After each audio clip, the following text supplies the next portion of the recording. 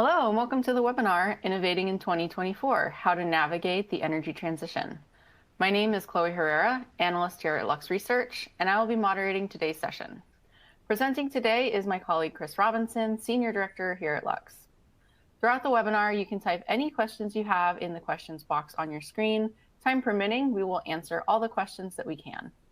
If your question does not get answered, please do not hesitate to email me at questions@luxresearch.com and we will respond. Now, let's jump into the presentation. Thank you very much, Chloe, and welcome everyone to today's webinar. Today we'll be talking a lot about tech innovation and sustainable technologies related to the energy transition, and specifically get into a lot of tactics about how energy companies should be using tech innovation to achieve some of their longer term goals, like decarbonization.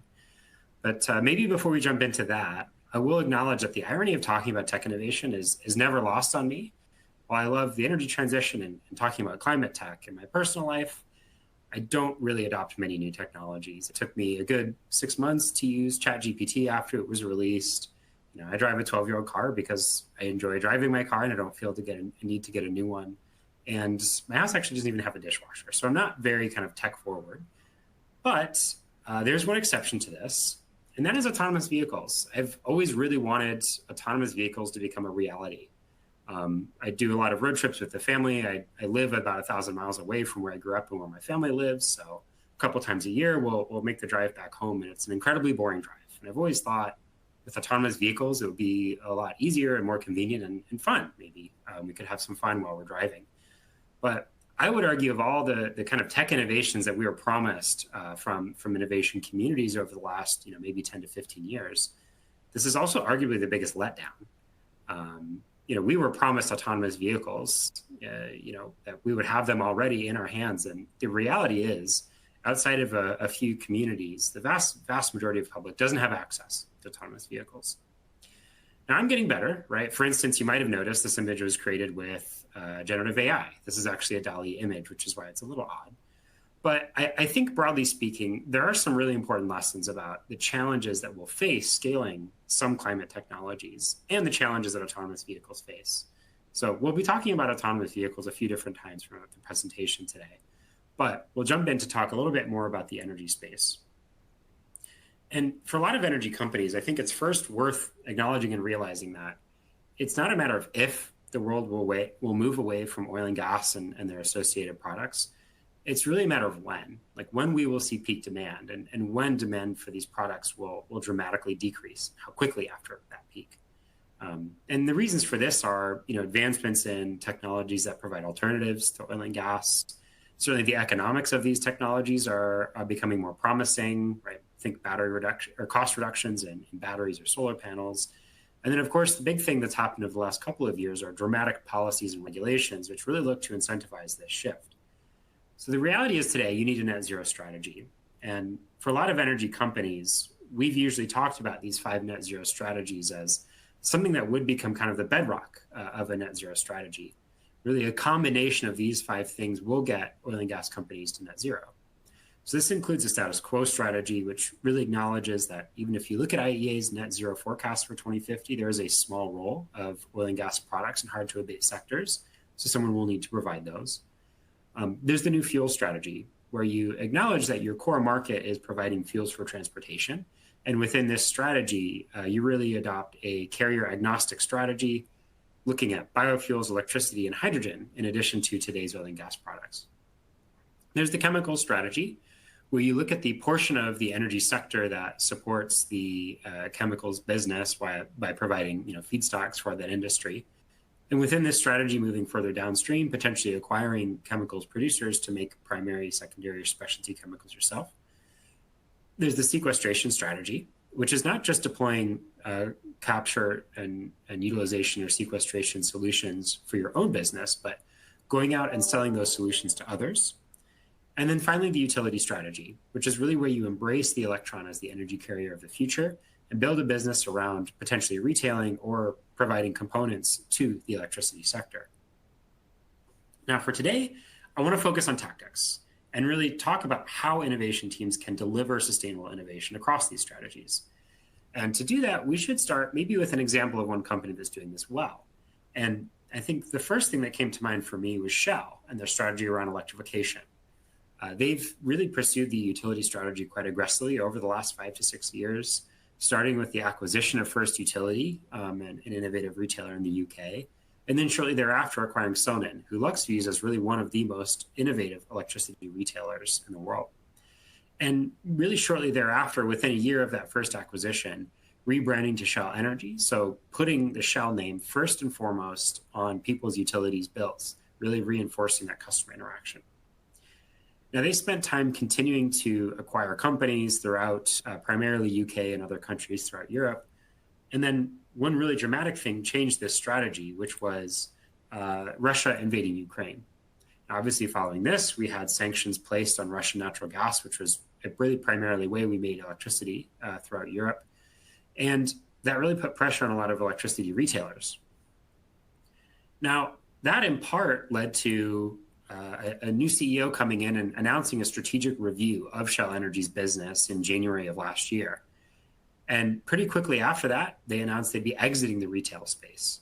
So leaving the electricity sector in the UK, Netherlands, and Germany from a customer perspective. And even last year, were rumored to put Sonnen on the auction block looking for new owners or co-owners for that business. Now, I would argue if your job was working at Shell to build a defensible, competitive position in the electricity retail space, you did a really good job, right? But nonetheless, they're still exiting this space, right? And why is that? Ultimately, we can look to the new CEO's comments when they announced that strategic review for an answer. They cited tough market conditions, which in reality just means this business wasn't really making as much money as other parts of the business. And the reality is that even though this fit within their long-term strategy of being more active in the electrification space, businesses today are not in a position where they're willing to sacrifice short-term profitability for some of their longer-term strategic initiatives, right? And even though I think it's worth acknowledging, the Shell is not totally exiting the electricity space. They're still a very active project developer. They have a commercial industrial business with a retail arm, and they still have consumer retail operations in other places like the US, right? Where they even sponsor soccer stadiums here in Houston. Now, even if this wasn't really about innovation per se, I think this was a lot of kind of larger scale M&A, acquiring larger scale businesses. I think the takeaway is the same for innovators. And that is you can't develop solutions that sacrifice short-term profitability. We use the term sustainable innovation at Lux, which doesn't just refer to sustainable technologies, but also sustainable business cases built around those technologies. So for the rest of the presentation today, I want to take a bit of a step back. Think about tech innovation, not just in the energy industry, but more broadly about how new ideas can be built into scalable, profitable businesses. So to start, we usually describe new ideas and companies as having kind of 5 stages of development here at Lux. There's the concept stage, which is really all about new ideas that might exist in theory or maybe in models that an idea would work. There's the lab stage where you start actually proving some of these concepts. So proving that certain parts of an idea would be feasible. Then you move on to the development stage, which is where you would be putting together a prototype or a first of a kind technology, essentially putting those pieces together into a product for the first time. There's the introduction stage where you're now putting these in the hands of your very first consumers, engaging consumer reaction and customer reaction, and then finally scale, which is really when you've built a mature scaled business that is profitable. Now in innovation circles, we often talk about de-risking. And as we move through these stages, we can see that we are removing risk from the equation. At the concept stage, there are many ways an idea could fail. And it could be something as fundamental like your models or assumptions were wrong, right? But by the time you've reached a scalable business, you've eliminated all of those potential paths of failure. And as you do that, you create value, right? Josh Wolf, one of the co-founders of Lux Capital, gives a really good analogy here, I think, that really risk and value are not that different. And he gives an analogy similar to the first law of thermodynamics, that energy is neither created or destroyed. And in this case, as you de-risk a technology, you're really taking that risk and turning it into value. Now, one really important point here is that these are not linear curves.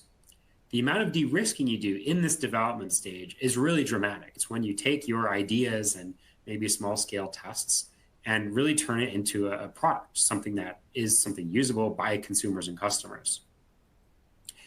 Now, in startup circles, we often call this the valley of death, right? A company needs to raise a certain amount of money to make it through this period of, building prototypes and taking an idea all the way to the introduction stage and starting to generate revenues.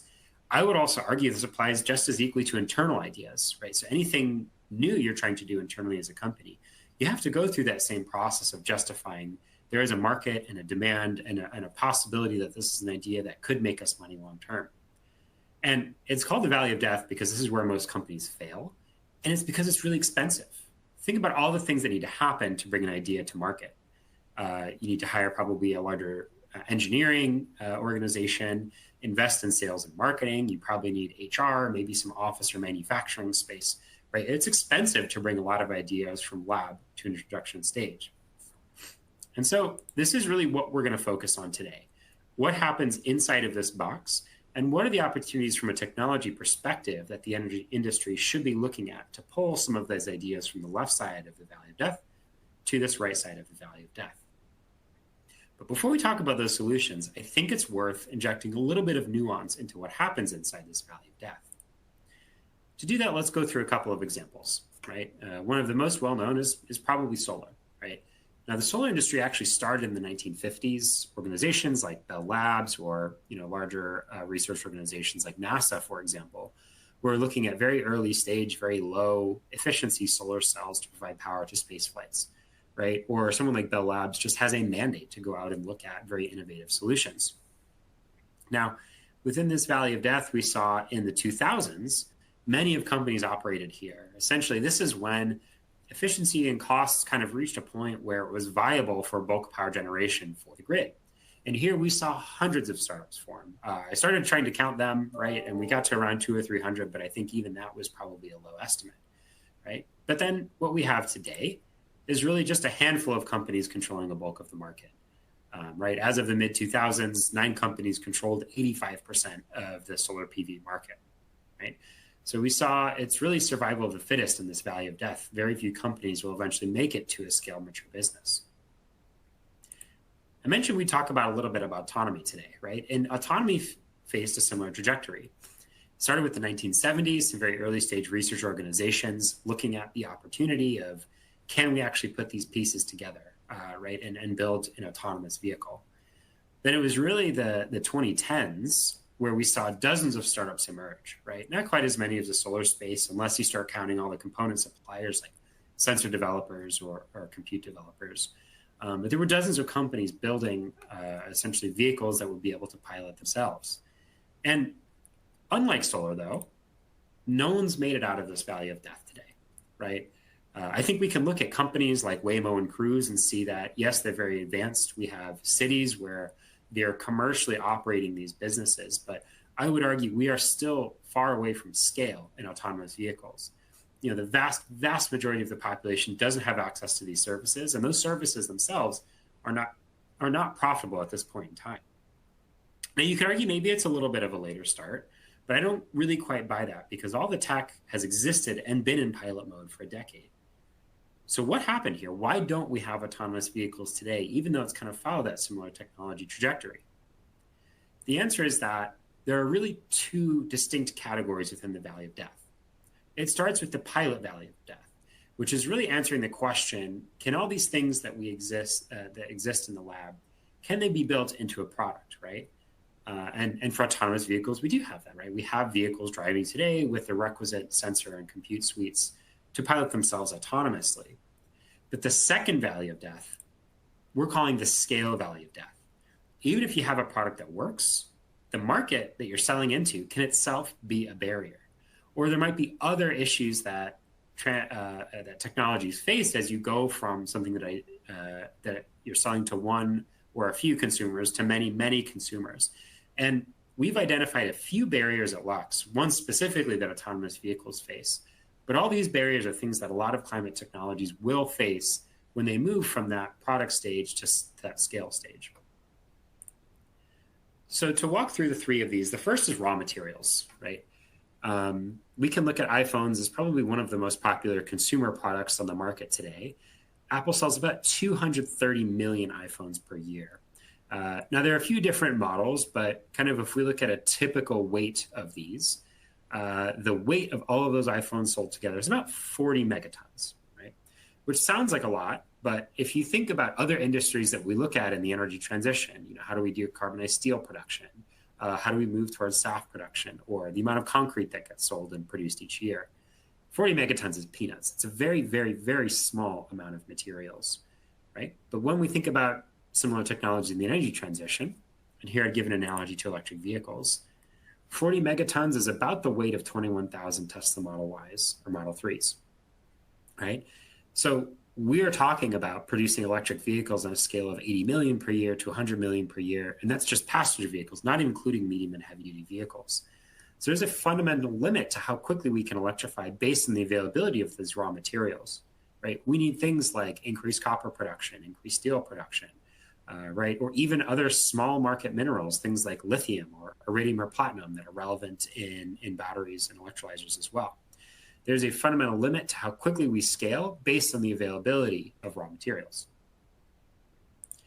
The second one is the complexity of infrastructure. And I actually think this is where autonomous vehicles have failed, where I think we thought we could program a certain rule set into autonomous vehicles, like, stop when the right turns red and go when lights turn green, and think that we could put autonomous vehicles on the road. But driving is actually a very social interaction, and it's a very complex interaction to deal with other human beings on the road.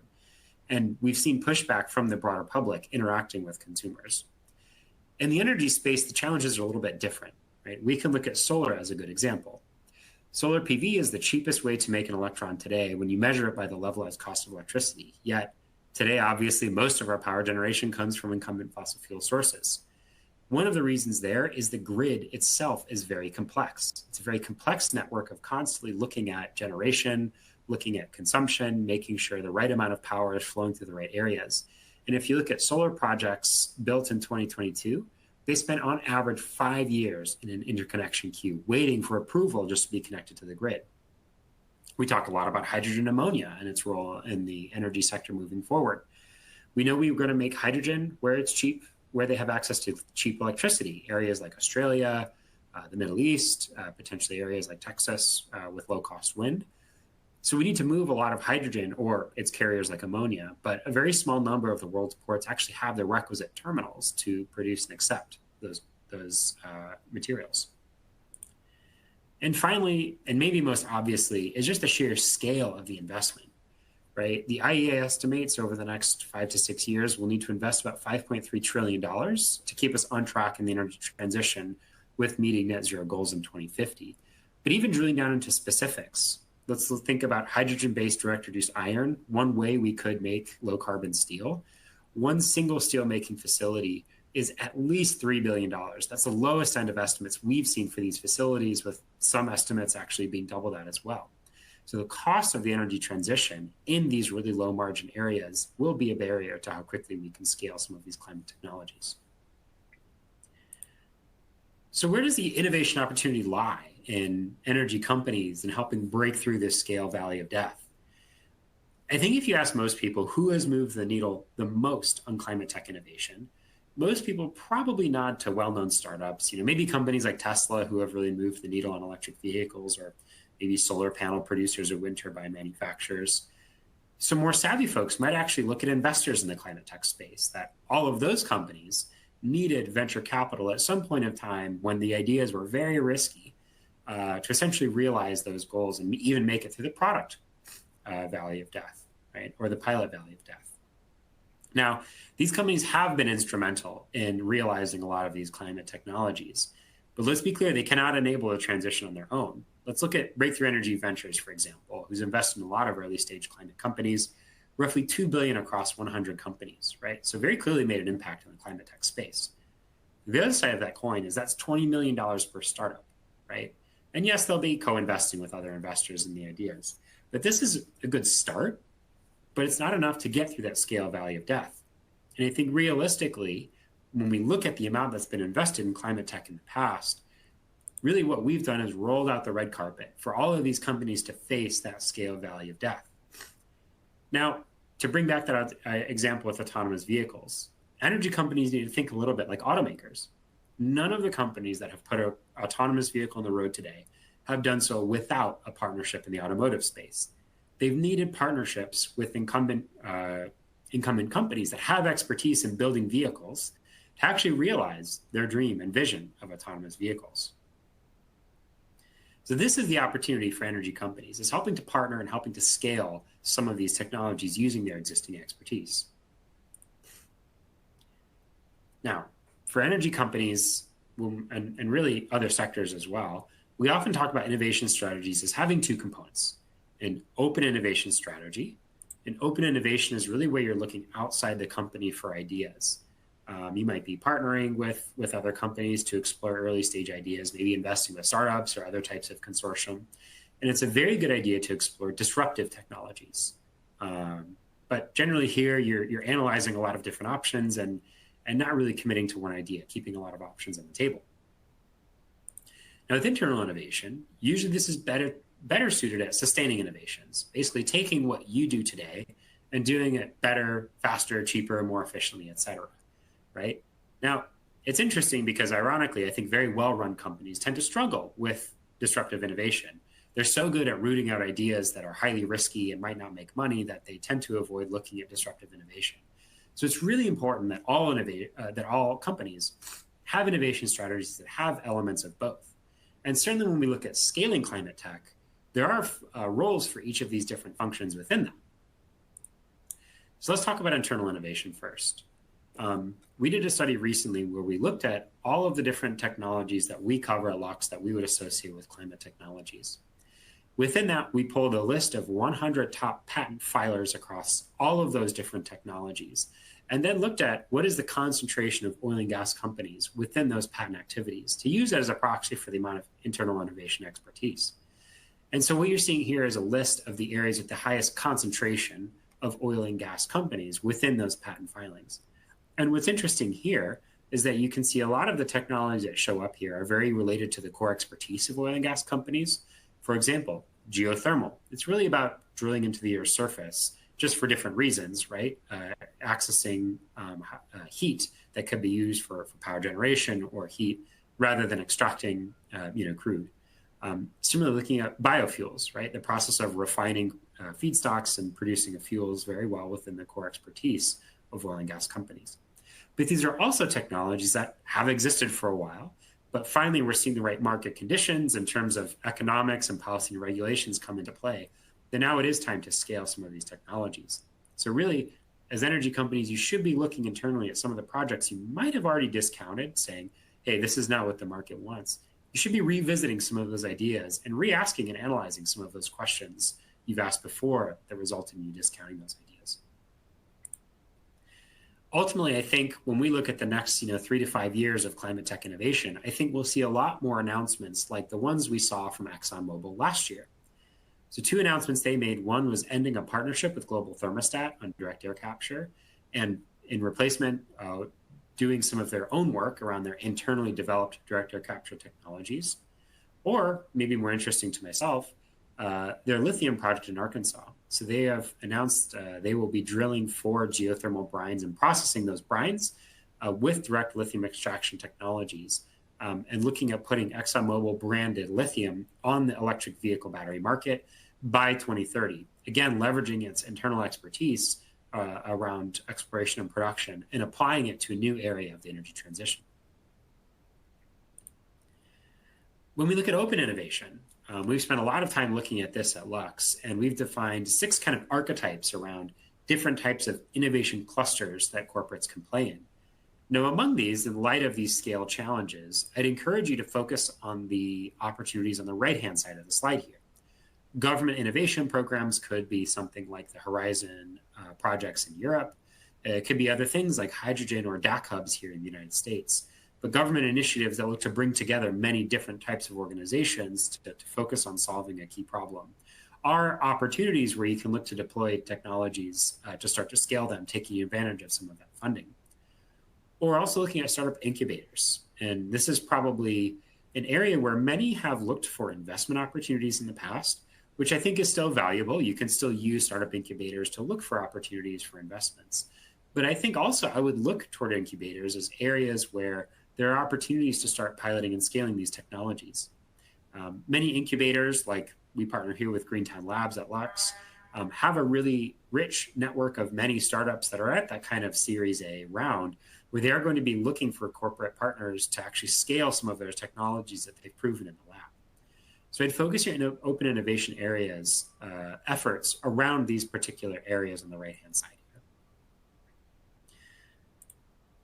So to provide a summary of the points that we've discussed today, first I would remind you that sustainability and profitability do need to go hand in hand. Any innovation efforts that have very long timelines to pay back, to economic payback, are going to face a lot more scrutiny internally.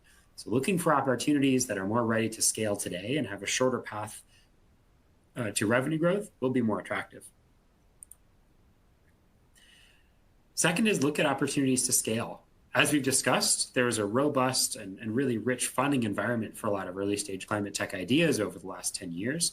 And many of those are going to result in startups entering that scale value of death. So as an energy company, look at those companies as opportunities where you can apply your existing expertise to scale some of those. And finally, do remain focused on both internal and open innovation efforts. Right? Scaling climate tech isn't going to be an either or challenge, right? It's not going to be one or the other. It's going to be continuing to use both to manage that pipeline of new ideas that you can turn into projects and scalable businesses. So with that, we'd like to now open it up for Q&A. So thank you very much. Thanks, Chris. We will now be taking questions that you might have on the presentation, which you can type into the questions box. If we do not get to your questions on this call, someone from Lux will be in touch after the webinar. So it looks like we've got a couple already. So the first is, where do TRLs fit into this Valley of Death challenge? Yeah, it's a good question. I'm glad to see this one come in because, covering tech innovation, we talk a lot about the technology readiness levels at Lux. And I think it's worth recognizing the limitations of that type of framework. Originally that was developed for space applications, right? I think NASA developed the first TRL level to determine basically whether technologies and solutions they were developing were ready to be launched. But obviously that's a very distinctly non-commercial space, right? I don't think NASA is too concerned about its revenues and bottom line per se, right? So it lacks a market lens. And I think everything we talked about in the challenges in that scale value of death, right? Raw material limitations, complex infrastructure and markets, right? That's not going to be captured in a technology readiness level. So, at Lux, we don't have kind of a unified framework like a market readiness level type solution, but we do have some frameworks that look at individual parts. Many of our colleagues in our industrials team look at critical mineral assessments, and they've looked at things like the battery supply chain or, the electrolyzers component supply chain and the availability of those types of materials as well. And then obviously we do look at the consumer perspective as well. While I think that's a little bit removed from some parts of the energy transition, other parts are consumer facing. We've seen projects actually delayed or canceled because of, consumer products or local opposition. So we do a lot of work on the consumer perspectives as well. But suffice to say, I would, reiterate that TRL alone is not really enough. It's a good framework for kind of the first half of that S curve that takes you all the way through kind of building a pilot of a solution. And the other question is, are there specific technologies you see being scaled in the next decade that energy companies should pursue? Yeah, so I think I would look towards some of them on the slide I shared with the kind of the oil and gas patents. I think many there are something that's ready to be scaled. Carbon capture was on that list, right? We've known how to capture CO2 and sequester CO2 for quite some time, right? But it's never been something that's economical. But obviously that's changing. Higher carbon taxes, things like IRA funding for carbon capture projects. Those are making it much more attractive. And then, similarly, we can look at some industries. I think cement is maybe one of the best examples of this, where there aren't many decarbonization pathways that don't include carbon capture. I mentioned geothermal a little bit. I think that's another one where obviously we've been using geothermal power for a very long time, but seeing a lot of innovations in enhanced geothermal, right, where you're creating fractures in rocks that previously didn't have the permeability to allow for geothermal power production, right, or advanced closed loop solutions, right. I think those are both areas we see gaining attention where we'd be able to deploy geothermal in regions that maybe that wasn't possible before. And maybe something on the electrification side, I'd probably look toward things like fleet electrification or medium and heavy duty vehicles where, I think that's going to be a steeper S curve than passenger vehicles. Where passenger vehicles, there's more early adopters that want the next big thing, and there's going to be more laggards, right, that just kind of want to hold on to existing tech. But fleet owners are going to be much more in tune with, when electrification is cheaper than the alternative, we'll see a pretty dramatic S curve kind of adoption of those. So those are probably three that come to front of mind in terms of technologies that are more primed to scale maybe in the next 5 to 10 years. And I think we have time for one more question. This one is more about regions. And does all of this apply to regions equally or some more than others? I would say it's a little bit of both, right? So there are parts of this, like the fact that there's much more pressure around the financial returns of sustainability initiatives. I think that's something that's going to be universally all companies will face, right, regardless of the region. But obviously, what we've talked about today, one of the factors in kind of that scale value of death are things like economics, right? And there's no denying that if you look at decarbonization plans in the Paris Agreement, right? Some countries have more aggressive plans than others, right? So North America and European countries will be under more pressure, like industries in those regions will be under more pressure to decarbonize quicker than other regions, like maybe say, Southeast Asia, right? But then also kind of the regulatory environment around those. There's more funding available. There's more startup creation in those types of areas. So I think the pace at which different regions move through this and pilot new technologies will change. And I think we'll continue to see, many regions of North America and Europe kind of piloting these technologies first. But it's more so a timing issue. I think all regions will face this kind of broad pressure around financial returns and sustainability, regardless of their region. Thanks, Chris. That concludes our webinar for today. The slide presentation and recording from this webinar will be sent to all attendees via email today. After leaving the webinar, you will be prompted to complete a survey on today's presentation. We would appreciate any feedback you may have to help inform and improve future webinars. Take a moment to check out our upcoming webinars. Thank you for joining us and have a great day.